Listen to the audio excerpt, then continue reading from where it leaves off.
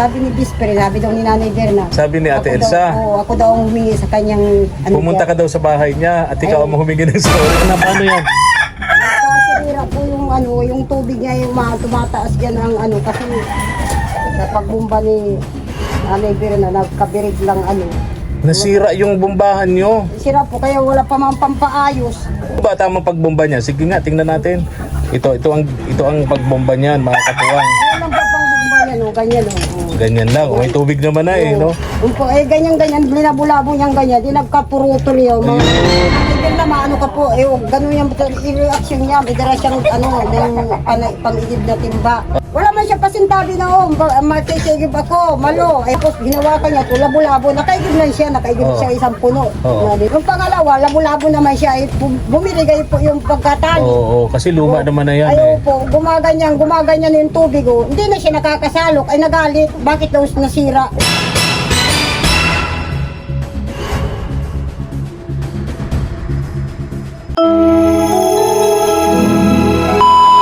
Subscribe to my channel. Good morning, isang mapagpalang umaga po. Tanghali na pala sa atin pong lahat, mga katuwang. Samahan niyo po ako, pupuntahan natin si Ate Malu. At makumusta na rin po natin siya, mga katuwang. And meron po tayong ibibigay sa kanya. Nag-love shout out kay Sir Fords of USA. Nagpadala po siya sa akin through GCash 1,000 pesos sa GCash ba? Tama, sa GCash nga. Then si Ma'am Helen Jones, parang USA din yata si Ma'am Helen Jones, nagpadala din sa akin through GCash 2,000 pesos. Kaya bali 3,000 pesos ang ibibigay natin ngayon kay Ate Malu. Tara po, samahan niyo po ako. Tara. Ito na po, mga katuwang, sina Ate Malu at Kuya Ramil.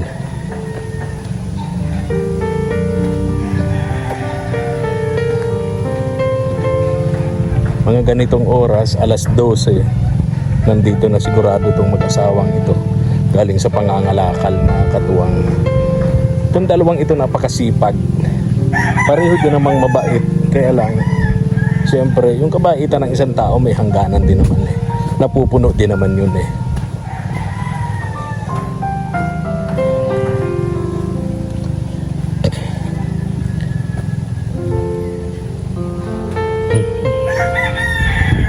Wala si Naimir na sarado yung bahay niya sarado yung pinto. Saan kaya yun? Tayo.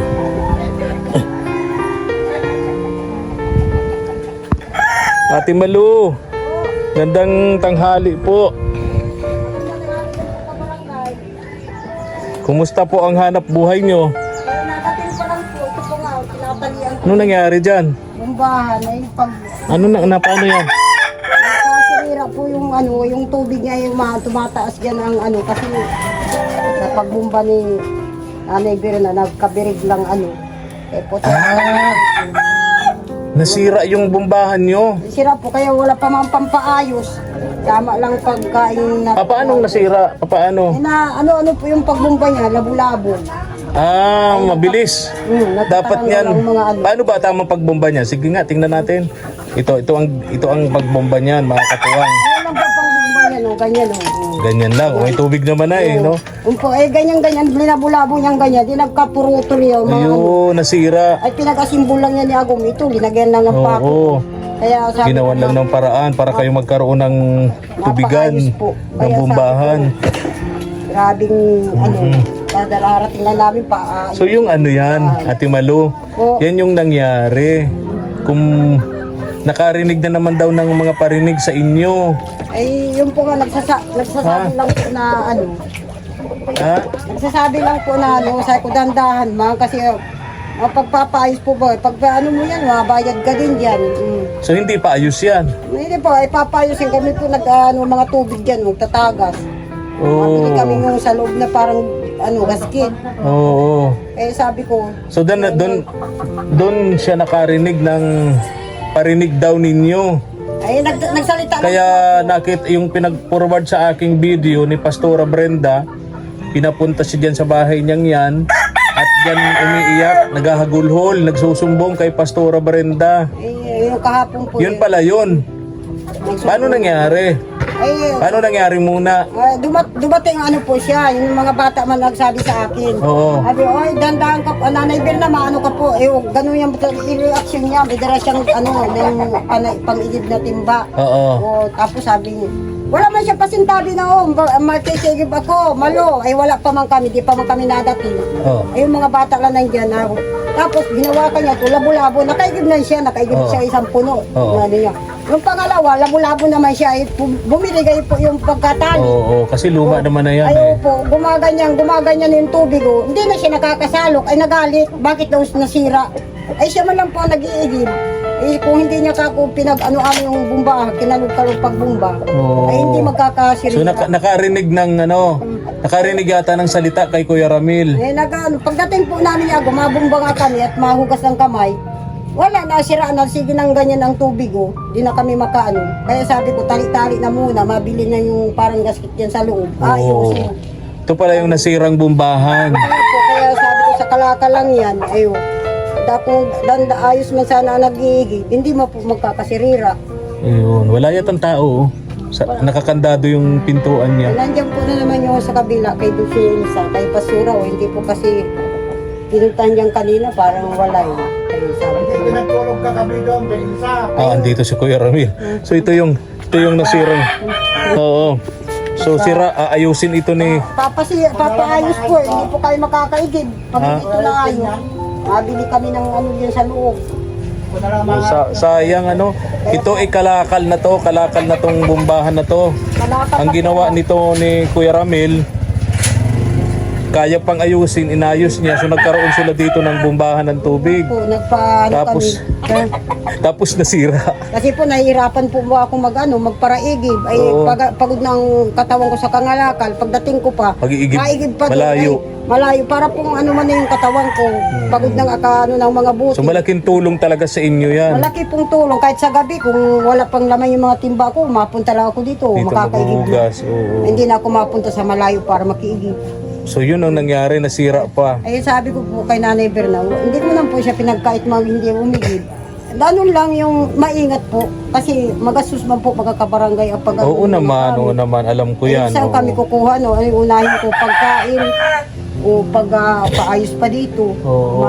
Kaya sabi ko ni Agom, siya na lang daw umakalikot Oo. pag pahinga na yung kamay niya. Eh, may bibilihin pa kami dyan para maayos. Pambihira. Kaya po, Ay, kumusta? Nag-sorry na sa'yo dito? Lumapit na sa'yo, ay wala nag-sorry. po, hindi daw siya Kahit itong masira yung bumbahan, siyang may gawa, anong sabi? Ay wala po, wala didma. Ha? Kaya, Wala man lang, sorry, nasira ko yung Wala po, bumbahan. basta gano'n siya, wala siyang pakialam parang ano. Kaya sabi ko si Nanay Pirna talaga. Kaya sabi ko, bakit po kabarangay ganun hanggang nagtatagal para si Nanay Pirna yung ugali niya, hindi mo po maintindihan. Parang irita siya na ano. Kaya sabi ko, na palagi na siya nakailong.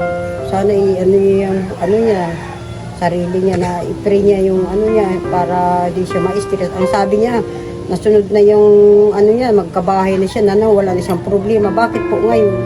Para si Nanay Pirna stress na sa buhay niya. Sabi niya, pag nagkabahay lang siya, Po, nagkabahay, wala na po daw siya problema. Magiging masaya na siya. Oo, nabigay na niya sa kanyang bahay na ayos na. Kaya sabi niya, ayaw na yung ma-stress. Bakit po ngayon parang siya ay problemado siya sa kanyang sarili. Wala mo po sa kanyang nag-aaway. Lahat mo po siya dito sa amin. Mahal. sabi nga nung mga nanonood sa atin, ikaw daw nag-sorry na, nag-public apology ka na sa vlog Nagsorry natin. na po ako nga. So hindi pa pala siya pumupunta rito para humingi Wala ng po. sorry at nang masira niya ang bumbahan, hindi man lang. Wala po. Ang galit pa nga daw, sabi ng mga bata, bakit anya masisira ito? Ayos pa ito pag-igib ko. Ay, siya man lang po nag-ano. Ay, sabi ko, ay kung dandahan, hindi mabirigay yung mga tali, hindi yung mga ano sa loob, tornilyo ng mga, ay inayos-ayos lang yan ni Agong para magkatubig.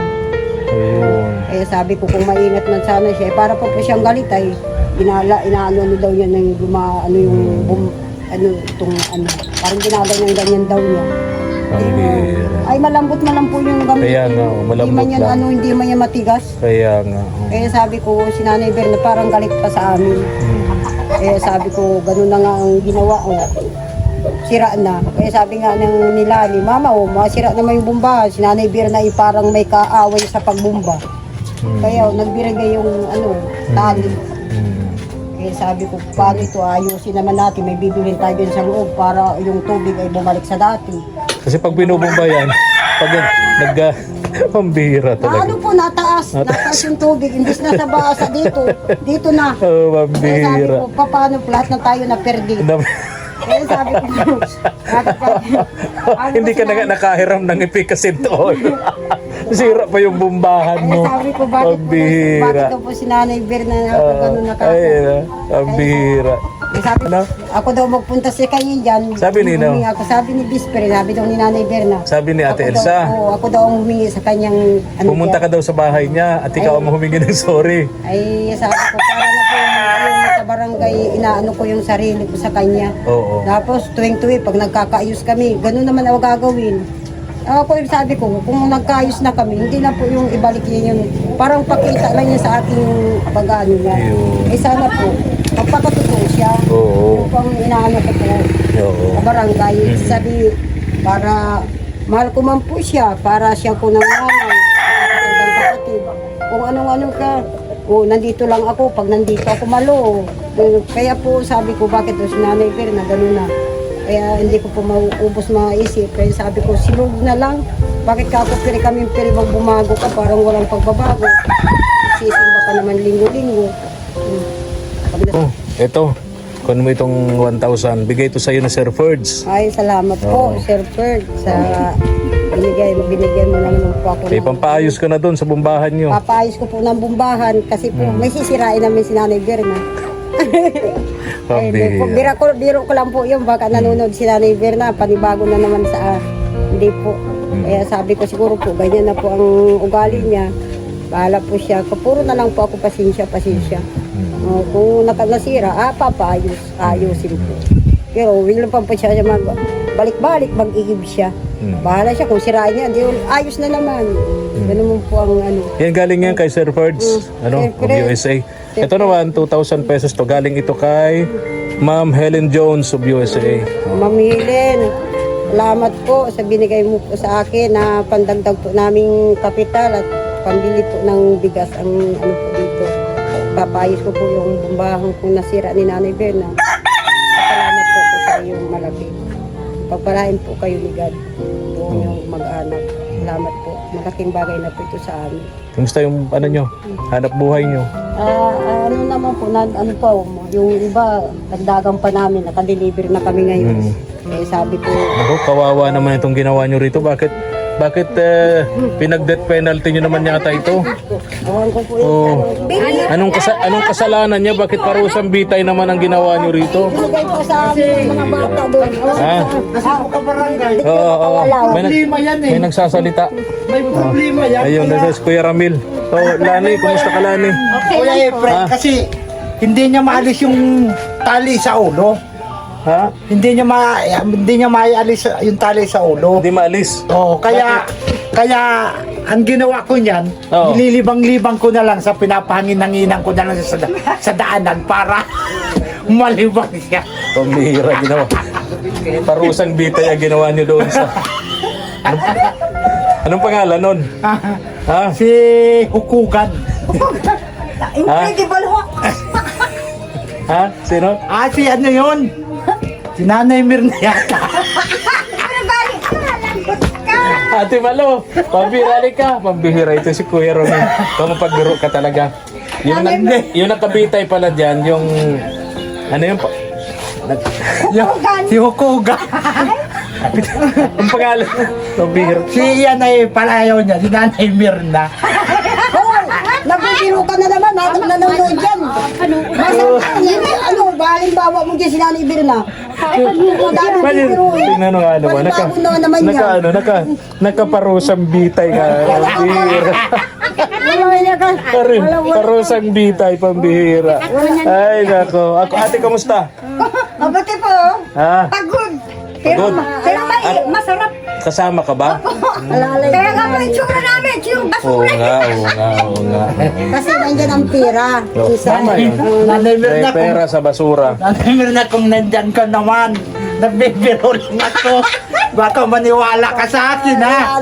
Ako ay, nagjojoke lang ako. Pero alam mo si Kuya Ramil, mapagbiro talaga to. Oo nga. Sobrang mapagbiro si Kuya Ramil. Mapagbiro po. Siguro magkakasakit ito pag hindi nakapagbiro. Alam po nga kahit dito sa loob ng bahay, hinayaan ko po para yung stress niya. Oo naman. Nakawalang pagod. Oo, kasi katulad dito, kulay pa lang kami ng pako. Oo. Uy, anong oras na? Alas 12 na mahigit. Magluluto pa lang kayo. Masarap itong pako. Ang gusto ko niya, lalagyan ng tabagwang. Hanap pa kami. Hinanap ko po yan sa bulasan, kaya ito, oh. Habang Kinaramitan yung musiko part to, ano? kahit ganitong madala namin kabarangay, kinukuha namin. Hayabo ko yung pang siraulo ng tao, kudarin pa namin, papaayos ko. Oo, tama yun. Eh, paano? Alis na rin ako. Ha? Hindi ko na kayo masyadong abalahin at alam ko, pagluluto pa kayo ng inyong pananghalian, alas 12 na. Salamat po sa barangay, Sir Oo. Ferd. Sabi So, Kuya Ramil, na- may pampaayos na kayo nung nasirang bombahan. Ay, sa akin na lang siya mabayad kasi ako rin na maayos na. Ay, si Rani ko. Si Rani ko. Ako naayos niya yan. Ako na lang ang bayaran niya. Oo.